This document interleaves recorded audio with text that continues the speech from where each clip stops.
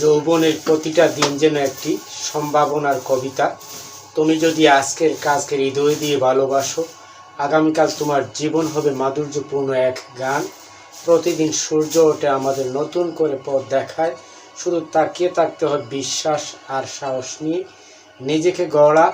নিজেকে গড়ো প্রতিটি ছোট্ট কাজে, যেন নিজের নীরব পরিশ্রমী একদিন জেগে ওঠে তোমার ভবিষ্যৎ।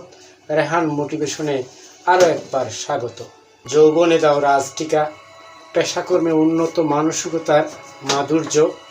যৌবন মানে শুধু বয়সের একটি অধ্যায় নয়, এটি হৃদয়ের দীপ্তি, মননের শক্তি আর ভবিষ্যতের অঙ্কুর। এই সময়ে জীবনের প্রতিটি পদক্ষেপে এমন ছোঁয়া দিতে হয় যেন ভবিষ্যতের প্রতিটি সকাল সোনারঙা হয়ে ওঠে। যৌবনে দাও রাজটিকা, এই কথাটি এক অনুপম আহ্বান, যেন আমরা নিজের প্রতিটি কাজকে শ্রদ্ধা, যত্ন আর উন্নত মানসিকতায় পূর্ণ করি, যেন নিজের ব্যথরের সম্ভাবনাকে ছুঁয়ে যেতে পারি শীর্ষে। তত্ত্বভিত্তিক হৃদয় ছোঁয়া কিছু কথা জানি। যৌবনের শক্তি এক আশীর্বাদ। শুনবো এবার তত্ত্বভিত্তিক কিছু আলোচনা। এক, যৌবনের শক্তি এক আশীর্বাদ। গবেষণায় দেখা গেছে 20 থেকে 35 বছর বয়সে একজন মানুষ শেখে সবচেয়ে গভীরভাবে এবং কাজ করতে পারে সবচেয়ে উদ্যমে। এই সময়ে আত্মা খুঁজে উদ্দেশ্য আর মন খুঁজে স্থিরতা। যারা এই বয়সে নিজেকে গড়ার কাজে মগ্ন থাকেন, তারাই ভবিষ্যতের শিখরে উঠে যান নিঃশব্দে, নীরবে। 2, পেশাকর্মে উন্নত মনোভাবের গুরুত্ব। পেশা শুধু জীবিকার উপায় নয়, এটি আত্মার প্রকাশভঙ্গিও বটে।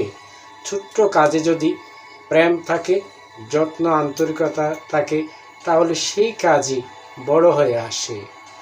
একটি কাজ যখন নিজের সর্বোচ্চ মমতা দিয়ে করা হয়, তখন সেটি শুধু দায়িত্ব নয়, হয়ে ওঠে আত্মার আনন্দ। 3, রাজটিকা মানে নিজেকে শীর্ষ গুণাবলীতে শোভিত করা।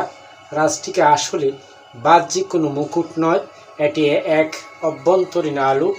যে কাজকে সম্মান দিয়ে করে, নিয়ম মেনে করে, নিজের সর্বোচ্চটা দিয়ে করে, সেই সত্যিকারে শীর্ষে ওঠে। শীর্ষ মানে অন্যদের চেয়ে উপরে নয়, বরং নিজের গতকালের চেয়ে আরও উন্নত হওয়া। যৌবনের প্রতিটি দিন যেন একটি সম্ভাবনার কবিতা। তুমি যদি আজকের কাজকে হৃদয় দিয়ে ভালোবাসো, আগামীকাল তোমার জীবন হবে মাধুর্যপূর্ণ এক গান। প্রত্যেক মানুষের ভেতরে আছে শীর্ষে ওঠার এক অফুরন্ত সম্ভাবনা, আর সেই শীর্ষে ওঠার পথ হলো পেশাকে ভালোবাসা, প্রতিটি কাজে মমতা দেওয়া এবং নিজের প্রতিভাকে যত্নে গড়ে তোলা। তাই যৌবনে দাও রাজটিকা, মনন, মমতার উন্নত মানসিকতার সেই অদৃশ্য অলংকার, যা তোমার ভবিষ্যৎকে করে তুলবে সোনালি, শান্ত ও সার্থক। আজকের বিষয় এ পর্যন্ত। ভালো থেকো, সুস্থ থেকো। আবার দেখা হবে নতুন কোনো বিষয়ে।